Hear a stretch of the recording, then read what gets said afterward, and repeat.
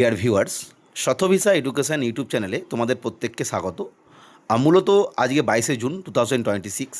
আজকে পশ্চিমবঙ্গ সরকারের নবগঠিত যে সরকার, সেই সরকারের নতুন অর্থমন্ত্রী মাননীয় স্বপন দাশগুপ্ত মহাশয়, তিনি বাজেট সেশনের একটি ইম্পর্ট্যান্ট জায়গা হিসাবে বিভিন্ন সরকারি ক্ষেত্রে যে রিক্রুটমেন্ট, তার পদ্ধতি, তার ভ্যাকেন্সি, তার নিয়মকানুন, এই বিভিন্ন বিষয় নিয়ে আলোচনা করলেন।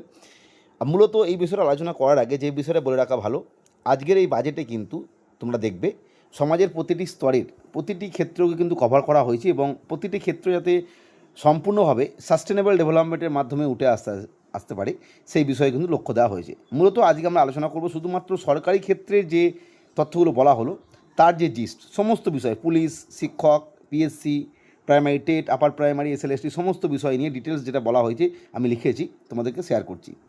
প্রথমেই যেটা ইম্পর্টেন্ট সেটা হচ্ছে 1 নম্বর, তিনি প্রথমে যেটা বলছেন, এই যে শিক্ষক নিয়োগ, অর্থাৎ 50,000 শিক্ষক, অশিক্ষক কর্মী এবং অধ্যাপক নিয়োগ। এবং এখানে তিনি বারবার একটা কথা বলছেন বা বলেছেন, যদি তোমরা শুনেছো হয়তো, যে শিক্ষা ক্ষেত্রের কিন্তু মান উন্নয়নের ক্ষেত্রে বেশ কিছু পদক্ষেপ নিয়েছেন।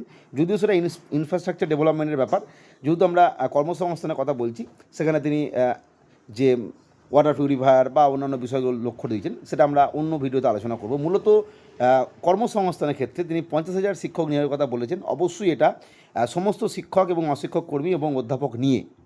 নেক্সট যেটা বলা হয়েছে, প্রায় 1,00,000 পদে সরকারি অফিসে নিয়োগ। অবশ্যই এটা সরকারি অফিস বলতে পিএসসির মাধ্যমে যে সমস্ত রিক্রুটমেন্টগুলো হয় বা অন্যান্য ডিপার্টমেন্টে যারা সরাসরি সরকারি অফিসে নিয়োগ করে, ক্লার্ক বা অন্যান্য কিছু, সেখানে।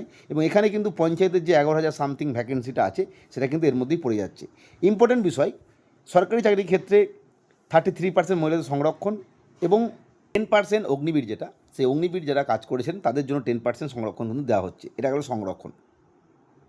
এছাড়া পুলিশে 20,000 নিয়োগের কথা তিনি বলেছেন, ইম্পর্টেন্ট বিষয়। এবং বয়সের যে 5 বছরের ছাড়, সেটা কিন্তু তিনি স্পষ্ট উল্লেখ করে দিলেন, এই ছাড়টা দেওয়া হবে এবং এটা আগে নোটিফিকেশনও হয়েছিল এবং এটা চলবে আপাততভাবে 2 বছরের জন্য। পরবর্তী ক্ষেত্রে অন্যান্য বিষয়ের উপর এটা বাড়বে বা আলাদা বিষয়। তাহলে আপাতত আমরা বুঝতে পারলাম যে সরকারি অফিসগুলোতে প্রায়, অর্থাৎ সরকারি কর্মচারী হিসাবে 1,00,000 পদ, পুলিশের ক্ষেত্রে 20,000, school teacher, non teaching staff ও অন্যান্য বিষয়ের ক্ষেত্রে 50,000, সমস্ত চাকরির 33% মহিলা সংরক্ষণ এবং পুলিশ চাকরির ক্ষেত্রে 10% অগ্নিবীর সংরক্ষণ দেওয়া হয়েছে। অর্থাৎ এটা গেল বিষয়।